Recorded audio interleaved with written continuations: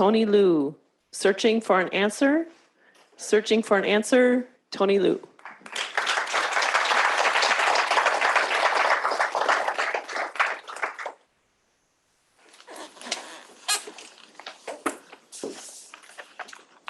I'm lying on the ground of an airplane passenger tunnel at Toronto Pearson Airport. The other passengers stare at me as they walk by. I'm gasping for air as I see the distressed look on my dad's face and the paramedics taking my blood. Son, are you okay? Yeah, I'm okay.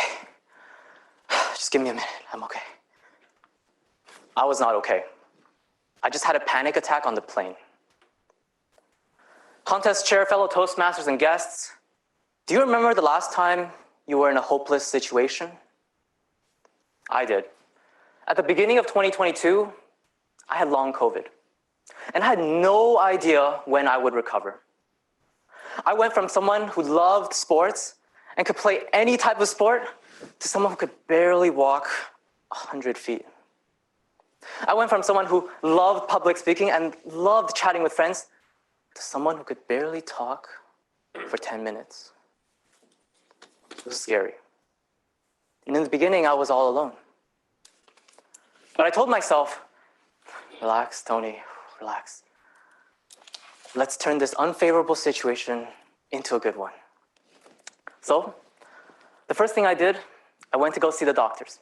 My favorite people in the world. Would you all agree? I visited countless doctors, each telling me different things. One doctor saying, Tony, relax, relax. You're fine, you're normal, there's nothing to worry about. Another doctor saying, ooh, Tony, this is long COVID. We don't know too much about it right now. I don't know how to help you. At my lowest point, I teared up. I begged, doctor, I'm so scared. Could you please help me? And doctor says, all your tests look normal. I don't know how to help you. Maybe you should go see a therapist. I've felt anxiety before, and this didn't feel like anxiety. So I flew back to Toronto to be with my parents. I needed more help. And this is where I lied outside the airplane on the ground. Now, my parents were worried sick. Can you imagine running home to your parents as a grown adult? My parents didn't know how to help. My dad comes up to me, son, I know there isn't a good solution right now. Let's just stick to the fundamentals. Sleep, exercise, and nutrition. Let's let time heal you. And I say, no. I don't know how long that will take. I need professional guidance now. I didn't heed his advice. So I kept searching. A friend recommended me a long COVID community. There was a Slack group online where people with long COVID shared their tips and tricks on how to deal with symptoms. And I thought, great, this is promising. Surely there's someone in that group just like me. Surely I'll find an answer. And you know what? I didn't find anything. Everybody's situation was different. Nobody really knew what they were doing.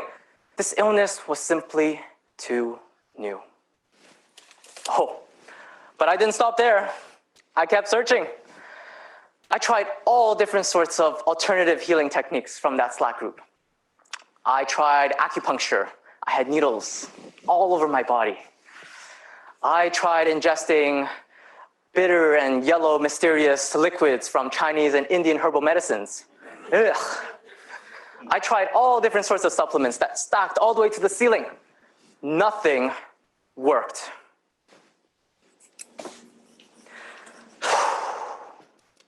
Six months had passed now, and I am dejected.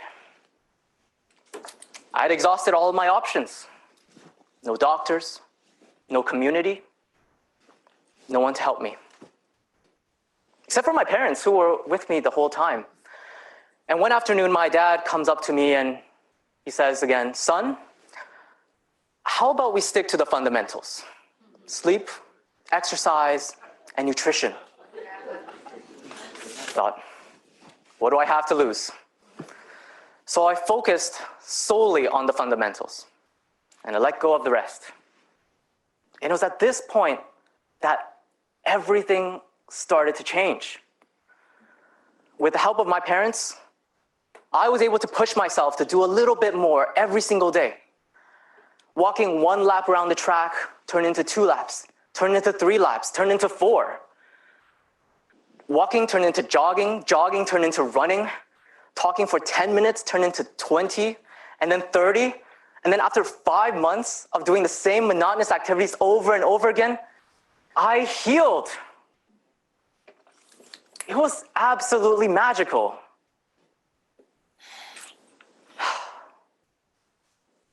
And here I am today.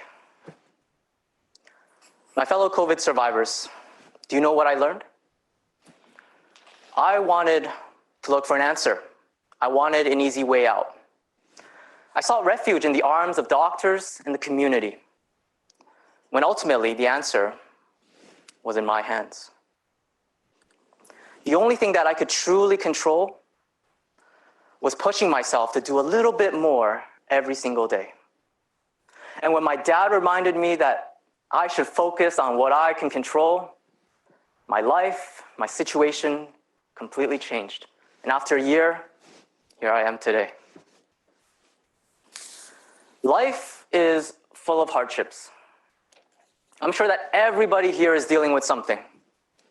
This experience has taught me that our energy and our resources are finite. Life is too short to worry about the things that are outside of our control. So give your mind and your body a break. Focus on what you can control and forget the rest. Contest chair.